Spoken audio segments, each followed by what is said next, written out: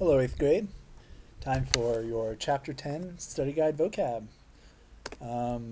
Number 1, popular sovereignty. Popular sovereignty is the ability of states to decide for themselves different issues. So popular sovereignty is part of federalism. It means that the federal government, Congress, are not going to pass laws that affect the individual states. Instead, if there's an issue, rather than having the United States government solve the issue by passing a law, you let the people of the state vote to decide what the law will be for that state and that state only.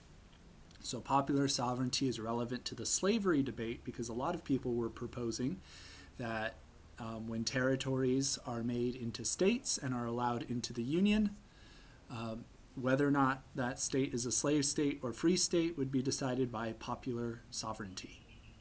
All right? So it's the ability of states to have a vote on an issue, all the people of that state vote, and that's what decides that issue for that state and that state only. All right, Free Soil Party. This is a political party that wanted to define itself around the issue of slavery. It was made by anti-slavery Democrats as well as anti-slavery Whigs. Right? So they united into one political party around the issue of slavery. So this was an alternative to the two-party system. And the Free Soil Party actually had a lot of success while it existed. It didn't win any presidential elections, of course, but it did put a lot of people in Congress. Pottawatomie Massacre. This refers to the massacre of pro-slavery advocates.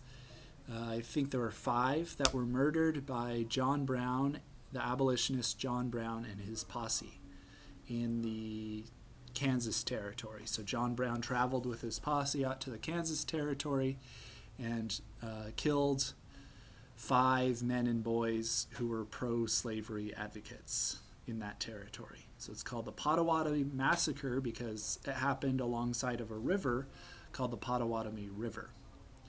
All right, Stephen Douglas. Stephen Douglas is an Illinois senator who proposed resolving the slavery problems that the country was facing by advocating popular sovereignty in the territories.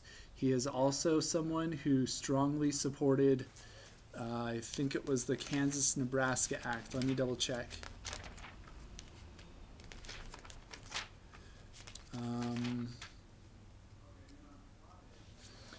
Hold on. I want to be right about this. Yes, he's the lead advocate of the Kansas-Nebraska Act. He's a big fan of popular sovereignty to deciding the slavery issue. He is also famous because he went head-to-head against Abraham Lincoln in an Illinois Senate race in which Stephen Douglas won. And he also ran against President Lincoln as a Democrat in the election of 1860. And Stephen Douglas lost that election. And remember, he was the guy who was traveling all around the country, especially in the South, saying, if Abraham Lincoln wins, we still need to remain united as a country. We cannot secede. Right? So he was popular in the North among people who were not abolitionists. And he was hated in the North among people who were abolitionists, and pretty much nobody in the South liked him. Right? He was popular in his home state of Illinois. He was popular in Missouri. That was about it. Okay, Uncle Tom's Cabin is a novel published by Harriet Beecher Stowe that she wrote in order to show Americans the horrors of slavery. It's one of the most influential American novels ever written because it caused thousands and thousands of Americans to start to care deeply about the slavery issue. So Northerners liked her for it. Southerners accused her of using it as propaganda. Charles Sumner was an abolitionist senator who was severely beaten, physically beaten, with a cane by a pro-slavery congressperson from the South. Right? He was physically attacked in the halls of Congress with a cane, and he was severely beaten and never recovered from his injuries. All right, the Confederate States of America. This is the union of seceding states in the South. So there were seven Confederate States of America. They had their own constitution, their own president. So this was the new country that was trying to form by breaking away from the United States of America. Jefferson Davis was the president of the Confederate States of America. The Compromise of 1850. So the Compromise of 1850 was a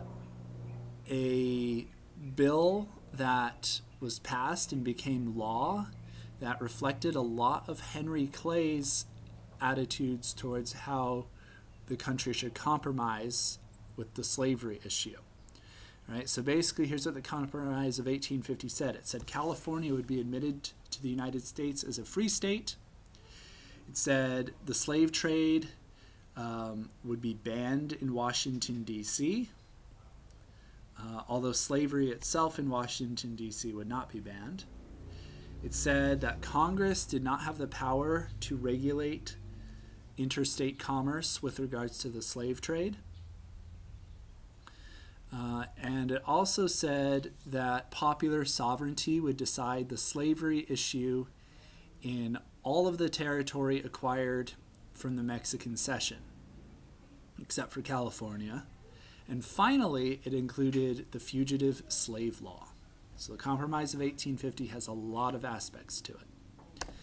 All right, next, Fort Sumter. Fort Sumter is a fort in the South. It was manned by about 100 U.S. troops, federal troops, United States Army troops, and their commander. Fort Sumter was attacked by Confederate forces, and that attack sparked the Civil War. So Fort Sumter, the battle for Fort Sumter, was the first battle of the Civil War. I don't think anyone died in the Battle of Fort Sumter, because I'm pretty sure what happened is after the Confederates started firing cannons and attacking the fort, the U.S. Army troops surrendered. So I think they were taken prisoner. I don't think anyone was actually killed in that battle. All right, Kansas-Nebraska Act. The Kansas-Nebraska Act is a federal law.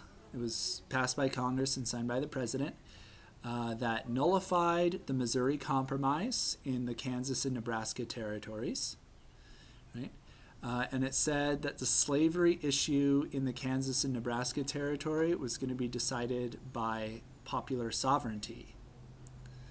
Right? So it was very popular in the South, and the Northerners hated it. Let's see. Anything else you need to know about the Kansas-Nebraska Act? I mean, other than that it was one of the reasons that the Civil War happened, no. Wilmot Proviso. The Wilmot Proviso was a proposal that said that all of the territory acquired in the Mexican Cession would be free territory. There'd be no slavery in California, Arizona, New Mexico, Colorado, Nevada, any of those territories. Actually, I don't know about New Mexico. I don't remember if that's part of the Wilmot Proviso or not. But anyways, it said Mexican Cession territory would not allow slavery. Right? Now, remember, it's a proviso.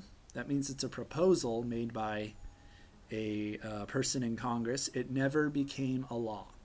Right? But it did scare a lot of Southerners who realized, uh-oh, there's a lot of people in Congress who just want to, like, completely get rid of slavery. All right. The Fugitive Slave Act. This is the most hated part of the Compromise of 1850. It said that Southern slave owners had the right to pursue escaped slaves into northern territories. And it said that basically, yeah, you could capture a person you accused of being an escaped slave in the North, and it had all these rules about that basically limited the accused slave's rights, right? So they didn't have the right to a trial, for example. All it took was the word of one white witness, and basically they were locked up in slavery and would be sent to the South. It also very controversially said that the Northerners had to help law enforcement capture escaped fugitive slaves. They couldn't help them, they had to help catch them. Justice Taney is Chief Justice of the United States Supreme Court and lead author of the controversial Dred Scott decision. Abraham Lincoln, as we know, is an Illinois lawyer, congressperson, and Republican nominee for president. He was not an all-out abolitionist, but he was definitely the most consequential person in getting rid of slavery from the United States. He did not want to go to war with the South, but basically they gave him no choice. All right, John Brown. John Brown was an abolitionist, and his story shows the divisions between North and South over the issue of slavery. He was responsible for the Pottawatomie Massacre. He also encouraged a slave rebellion in the state of Virginia. He tried to attack Robert E. Lee and his soldiers. This is before the Civil War. John Brown was captured and executed. So he was very well liked in the North because he was seen as like the saintly figure trying to liberate the slaves. And the Southerners saw him as a crazy murderer who wanted to take away all of their rights. All right, that is it for your Chapter 10 Study Guide Vocab.